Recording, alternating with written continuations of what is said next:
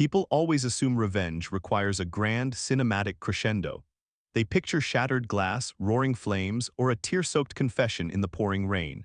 But real retribution rarely demands an audience. It doesn't need a monologue. Sometimes the most devastating victory is entirely silent, microscopic, and undeniably unsanitary. True dominance isn't about making your enemy bleed. It's about letting them strut around with a smug grin, completely unaware that they have already lost, carrying the invisible stain of their defeat on their own skin.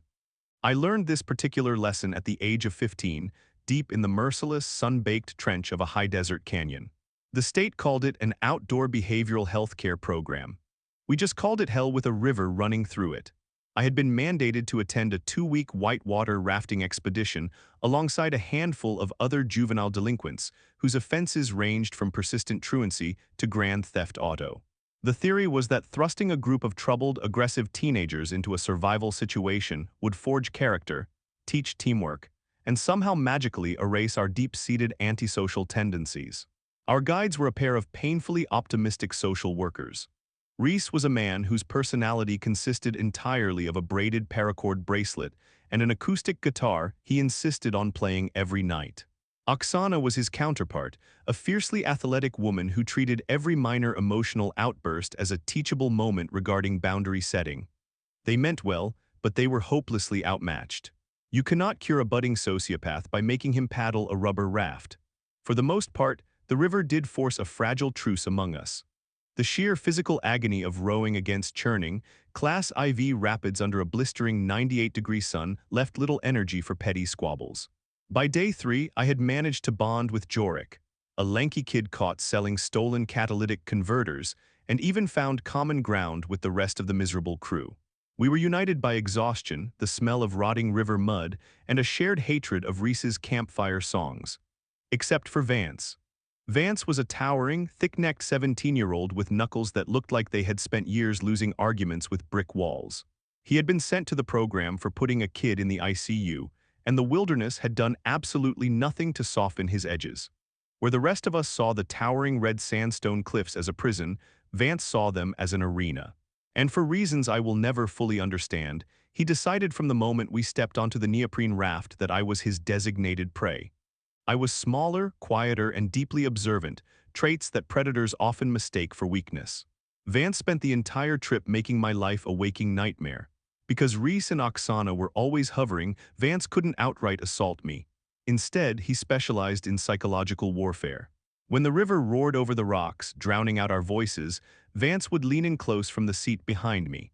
The stench of his unbrushed teeth and sour sweat would hit my neck just before he spoke.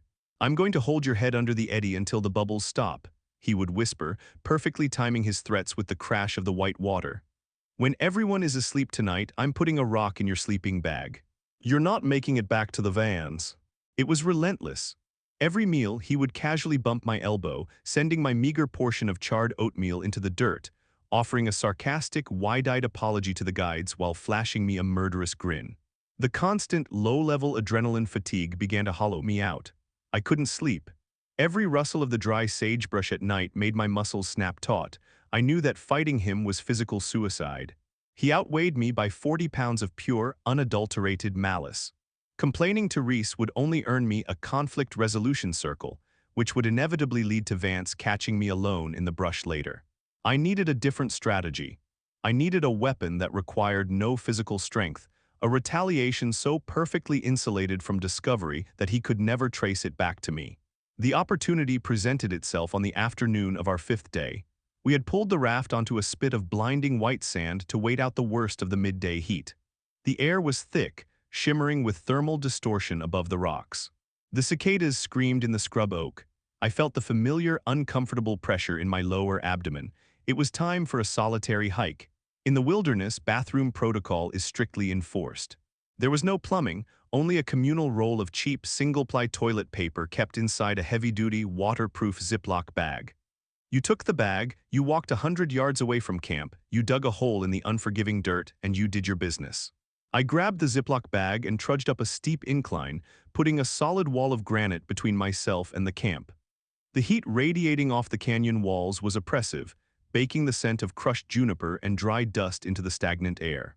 I found a secluded alcove, kicked away a few sharp stones, and unzipped my shorts. As I stood there, relieving myself into the arid soil, my eyes drifted to the Ziploc bag resting on a flat, sun-scorched slab of basalt. Inside sat the pristine white cylinder of toilet paper. Our only roll. Vance's voice echoed in my head, "I'm going to crush your windpipe while you're packing the tent." I looked at the toilet paper. I looked down at my own biological functions. And in that quiet, sweltering canyon, an idea of pure crystalline malevolence bloomed in my mind. It was brilliant in its simplicity. If I soaked the entire roll, it would turn into a useless block of papier-mâché. Questions would be asked. An investigation would occur. No, this required surgical precision. I crouched down and carefully extracted the roll from the bag. I unspooled a generous length of the paper, about 6 feet of it, and laid it flat across the surface of the baking basalt rock. I checked over my shoulder. Nothing but buzzards circling in the bleached sky. With the precision of a sniper, I directed the remainder of my stream evenly across the unspooled length of single-ply paper. I didn't drench it to the point of disintegration. I simply gave it a thorough, even coating. The desert environment was my accomplice.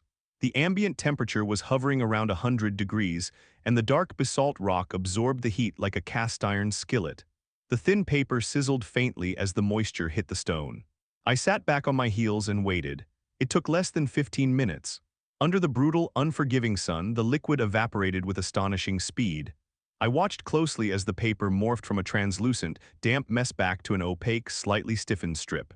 There was a faint, almost imperceptible yellowing, a slight crinkle to the texture, but nothing that would raise suspicion in the gritty, dirt-stained environment of a river camp. The scent was masked by the overwhelming odors of the canyon: ozone, dry rot, and sage. Carefully, meticulously, I began to rewind the spool. I rolled the rigid, organically modified paper back onto the cardboard tube, making sure to pull it tight. Once the rigged section was securely wound, I pulled a few feet of fresh, untouched paper from the reserve and wrapped it cleanly over the top, creating a perfect, unblemished facade. I placed the roll back into the Ziploc bag, sealed it, and walked back to camp. For the next 24 hours, I was the custodian of a biological time bomb. The tension was exquisite. I carried the bag whenever I could, monitoring its usage. Jorik used it later that evening, but he only took a small amount from the pristine outer layer. The trap remained armed. That night around the campfire, Reese was attempting to force us into a dialogue about our fears. Vance sat across the fire from me, whittling a stick with a terrifyingly sharp pocket knife he had smuggled past intake. He locked eyes with me through the dancing orange flames. He mouthed the words, "You're dead." Normally my stomach would have dropped. The familiar cold spike of panic would have nailed me to the dirt. But this time I didn't look away. I didn't shrink into my fleece jacket, I just smiled. It wasn't a forced, brave smile. It was a genuine, relaxed, deeply unsettling grin. I saw the confusion flash across Vance's heavy features. The knife in his hand paused. His brow furrowed. Bullies operate on a strict economy of fear. When their currency is suddenly rejected, they don't know how to process the transaction. He scowled and looked away, unnerved by my complete lack of terror. He had no idea that I wasn't looking at a threat. I was looking at a dead man walking. The climax arrived the following morning. We had just finished a breakfast of undercooked eggs and gritty cowboy coffee. The camp was in motion, everyone packing their waterproof dry bags for the day's launch. Suddenly, Vance stopped dead in his tracks. He clutched his stomach, his face paling slightly beneath his sunburn. The camp food had finally staged a rebellion in his digestive tract. "Hey," Vance barked, his voice lacking its usual venom, replaced by an urgent panic. "Where's the bag?" I was standing near the cooler. The Ziploc bag was resting on a camp chair right next to my leg. I picked it up. The plastic felt heavy, loaded with destiny. "Right here, Vance," I said, my voice smooth and perfectly accommodating. He stomped over, snatching the bag from my extended hand. He didn't offer a thank you, just a customary shove to my shoulder as he pushed past me, practically sprinting toward the dense thicket of tamarisk bushes up the hill. I stood perfectly still. The sounds of the camp faded away. Reese was shouting instructions about tying down the coolers. Oksana was arguing with Jorik about a missing carabiner. I heard none of it. My entire focus was projected up that dusty hill, tracking Vance's invisible progress. I mentally calculated the layers. Jorik had taken the outer shielding. The next pull from that cardboard tube would dive directly into the heart of my sun-baked trap. 10 minutes passed. It felt like 10 years. Finally, the brush rustled. Vance emerged from the thicket. He was walking a little slower, his relief evident. He tossed the Ziploc bag onto the sand near the rafts and swaggered over to his gear. He looked exactly the same. He was still bigger than me, still meaner than me, still entirely capable of causing me severe bodily harm. But as I watched him casually scratch his nose, run a hand over the back of his sweating neck, and wipe his mouth with the back of his wrist, a profound, unshakable euphoria washed over me. He didn't know, he had absolutely no idea. Vance looked up and caught me staring. He puffed out his chest, ready to deliver another string of violent promises. "What are you looking at, scrub?" he sneered, taking a step toward me. I looked at his hands, I looked at his face. I breathed in the hot desert air, letting the absolute supremacy of the moment anchor itself in my bones. "Nothing, Vance," I replied, turning my back on him to strap my dry bag into the raft. "Nothing at all." He never threatened me again for the rest of the trip. My absolute lack of fear had broken the psychological loop he relied on. He couldn't figure out why I wasn't afraid of him anymore. He couldn't comprehend how a kid half his size had suddenly become entirely immune to his intimidation. He never knew that every time he tried to assert his dominance, all I saw was a guy who had willingly, thoroughly, and aggressively wiped his own backside with my dried urine. Revenge doesn't always have to leave a mark that the world can see. Sometimes, the most powerful armor you can wear is a secret that belongs entirely to you. When you are faced with an overwhelming force, a bully who holds all the physical cards, you don't have to play their game. You just have to change the rules in a way they can't even perceive. It's not about stooping to their level. It's about outsmarting them in the quietest, most creative way possible, taking away their power without them ever realizing it's gone. If this story made you laugh, or if you've ever had to find a creative way to deal with a bully of your own, hit that subscribe button.